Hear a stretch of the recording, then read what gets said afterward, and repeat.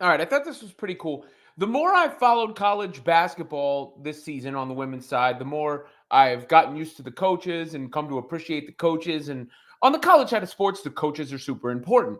And on the women's side, the titans of the game are Gino Auriemma, of course, Dawn Staley, who has made that program at South Carolina, Kim Mulkey being another amongst the group. But Mulkey has a certain charm and appeal and personality. And I remember some people, railed against her a year or so ago. I don't recall the exact details, but when I see her speak, I appreciate um, her straightforward delivery. Let me put it that way. And she doesn't seem to beat around the bush or to, you know, shy away from sharing her true feelings. And there's always something admirable about that. Anyway, she talked about Caitlin Clark's Time Magazine Athlete of the Year achievement. It was Blake Horn TV who got this footage for, it looks like, Hawkeye headquarters. And here is what Kim Mulkey, the LSU legend and women's college basketball legend, had to say. I can describe it firsthand, having played her 2 years in a row in the playoffs. She's a generational talent. She's a young lady that you just can't take your eyes off of when you watch her play.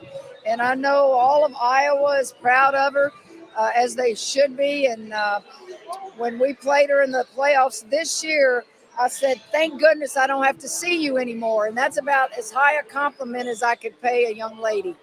I There you go. Thank goodness I don't have to see you anymore. About as high a compliment as I can pay a young lady. And what, I appreciate about that is there's no reaching for other things. There's no softening it. It's just her opening up, being honest, and talking about someone. And remember, this whole thing was her team winning the championship against Caitlin Clark. So it's not like they didn't have battles, and it's not like she didn't win, and she easily could have piled on as far as that and kept that going. But the next year they lost, and that's a battle between the greats of the game, and she had, of course, Angel Reese on her team, and then now Flau'jae Johnson, who is one of my favorite players to watch. I love Flau'jae, so I have a soft spot for LSU as a result of that.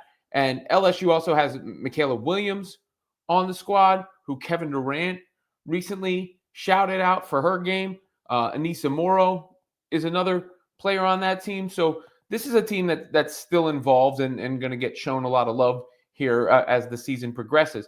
But I like that. And trust me, I've actually seen firsthand and heard firsthand people ask not to be asked about Caitlin Clark. I know that's a thing that happens. I promise you that. So Mulkey is stopped there, isn't shy about answering the question, answers it honestly and truthfully, right? Like, duh. I mean, it's duh. These are broken records, like the records Caitlin Clark broke. But I think it was a nice comment from Kim Mulkey, and it was fair to say that Mulkey was on the money.